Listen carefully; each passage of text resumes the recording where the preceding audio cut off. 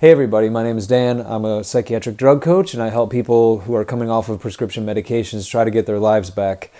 If you're new here, please feel free to like, comment, subscribe. It does help to get the word out about these videos and help spread the message of what psychiatric drugs are doing to a lot of us. So I would really appreciate that. I'm also a coach, so if you're looking for coaching, look no further than the description box below this video. You'll also find my website there. You can go there and get more information about what I do. Sign up for a consultation call.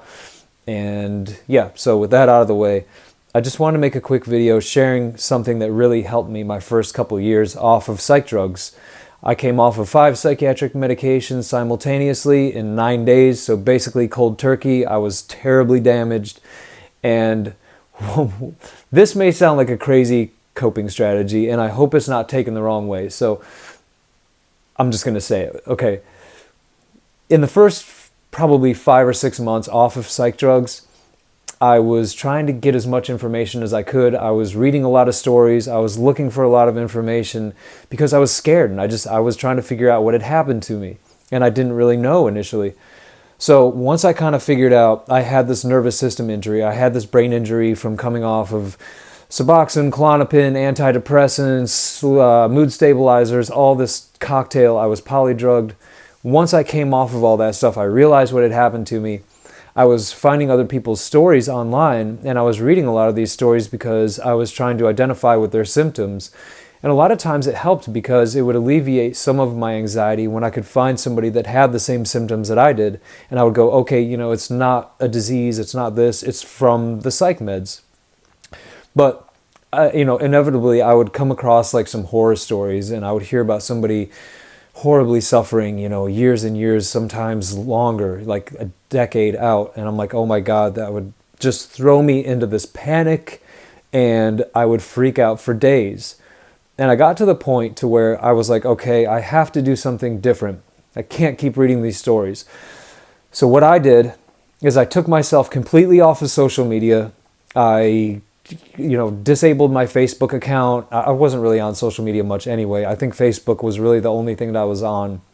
But I disabled my Facebook account, and I just made the decision, like, I'm going to stop reading these stories. I can't do this. I can't put my attention, all the time on these stories because it's just scaring me, and it's kind of like perpetuating this fear that I have. And I just decided I'm just going to focus on my own recovery. I'm going to do everything I can. I'm going to try to do as much as I can right. And by that, I mean, it was a lot of trial and error for me to figure out what works for me and what doesn't. So anything that I share with you guys, anything on these videos, I'm sharing from personal experience for what's helped me, and a lot of from the people that I've talked to and what I've seen work for others as well.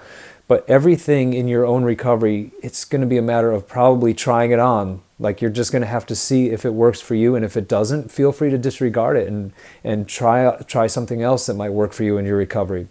But for me, and for many, many other people that I've talked to, this one's almost unanimous. Constantly focusing I'm trying to choose my words carefully. Focusing your attention relentlessly on the negative, horrible symptoms is not going to help. It's just not. It's going to keep you stuck in this system of this feedback loop where you have horrible symptoms. You're focusing on the symptoms, and you're freaked out about the symptoms. And I know it's hard to do. And it's almost impossible sometimes to rip yourself away from the symptoms because they're so intense and they're just on you all the time. Or you're getting this, knocked by these horrible waves. So I get that. I understand it. Okay, but here's where I had to change direction for me. I knew that the only way that I was going to survive this was if I got to the point to where I said, I'm going to actually, I hate this term, but I said I'm going to have to fake it till I make it. I can't believe I have said that. I hate that term.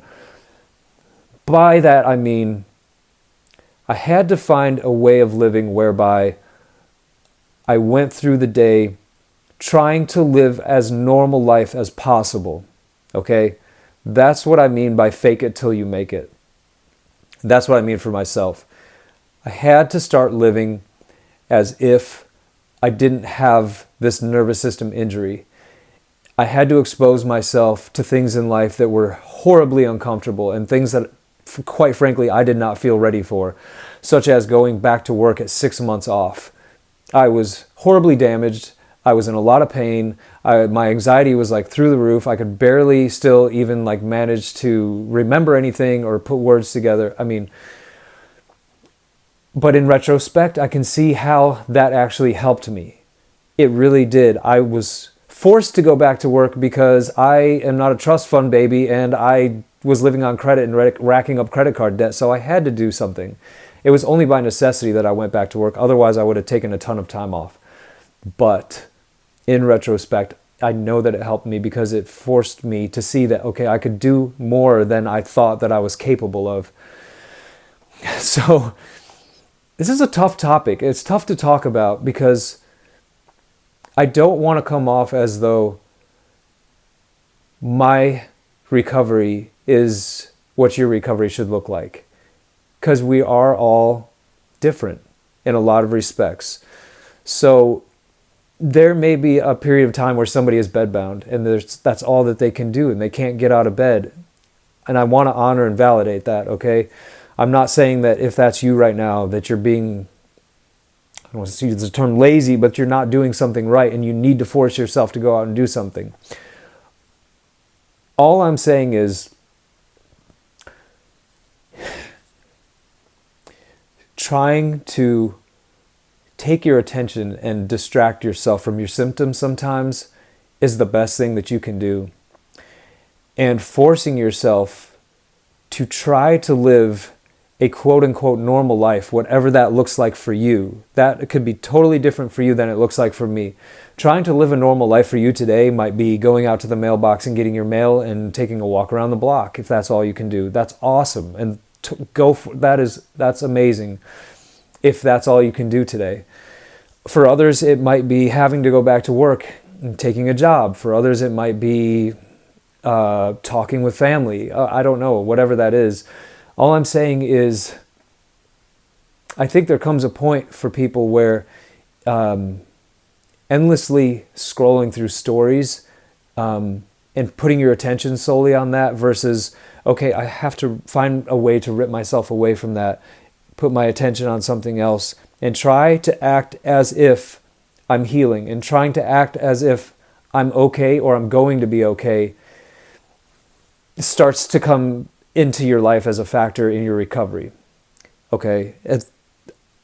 Again, this is a hard thing to talk about because we are all so varied and we have different circumstances. We're at different ages. We had different medication histories. We have different possible mental issues that we came into this process with, right? I mean, I did. I came into recovery with a lot of baggage and stuff that was undealt with, a lot of unhealed trauma. So I was dealing with healing trauma. I was dealing with working on my mental health, working on my physical health, working on staying sober and staying away from drugs and staying away from alcohol and staying away from medication. All these things like came into my life at one time. And I was trying to sort through, how do I do this? How do I manage all this trauma? How do I manage the damage done by these prescriptions? How do I manage being a father, a husband, going to work? It was like, holy shit. It was so much to deal with at one time. And I was dealing with it with a damaged brain and nervous system. So it's freaking tough. I get it. It's really hard. That's what I'm talking about when I say I had to get to a place where, for me, I had to say, like, just screw this. I'm going to act as if I'm just going to go through a normal day, and I'm going to try to pretend like I'm just going to be okay today. Because the alternative was I was going to collapse, and I was going to go into despair, and I was going to hyper focus on my symptoms, and I would be dead. I would be sunk. There's no way I would have made it. So for a long time, I was faking it. I was putting on a mask and going into work. And I'm not advocating for masking and suppressing what's going on with you. You do have to have a healthy place to express your despair and your sadness and your anxiety. And I hope that you all have a safe person and a safe place to do that with. I certainly did. I made friends in my recovery community that were safe people, they were healthy people, they were recovered people that I could call and cry to yell with, to scream with, to cry with. And those were the places where I could take out my anxieties and have somebody to express that with, and that was necessary. And I hope that you all have that. I hope that you have a safe person, a family member, a loved one, a husband, a wife, a partner, a therapist, whoever, a coach, somebody that you can have that safe space with. But aside from that, I couldn't stay there. I couldn't stay in that unmasked place. I didn't want to suppress all the time, but I had to mask myself a lot to get through this. It was a coping strategy that I had to use for a while. So I feel like exhausted after saying all that. Because again, it's a tough thing to talk about. I don't want to invalidate anybody's pain and anybody's experience because it's a tough thing. I also don't want to advocate for just laying down and rolling over and not fighting, because there's a time that you have to stand up and fight this and you have to get through it. And it's horrible and it's hard and it sucks. So that's all I got for this video. I love you guys, man. I hope that this video was helpful. I just want to share my experiences honestly and as openly and as heartfelt as I can. It's the hardest thing I've ever been through. And my heart is just with you guys going through it, man. If you have any ideas for content, please leave me a comment. Let me know. If you're not on my Instagram page, go over to my Instagram, because that's where if you're on this, I put my posts up here anyway. So, but there's a cool community on Instagram also that's kind of coming together, just like on this YouTube channel. So, man, as always, I love you guys, and I'll see you in the next video.